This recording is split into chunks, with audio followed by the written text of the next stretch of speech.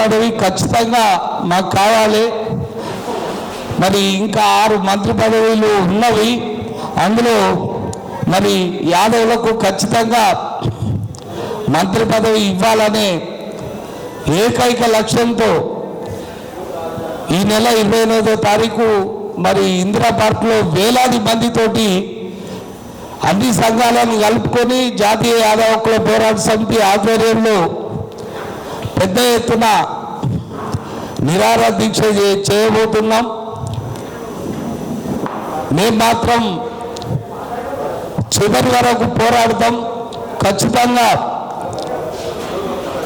మంత్రి పదవి వచ్చేంత వరకు కూడా మేము వెనుదీర్ఘము, దేనికైనా సిద్ధమవుతున్నాము యాదవులము. కాబట్టి ఆ కార్యక్రమాన్ని దిగ్విజయం చేయాలనే ఉద్దేశంతో ఇవాళ ప్రెస్ మీట్ పెట్టడం జరిగింది.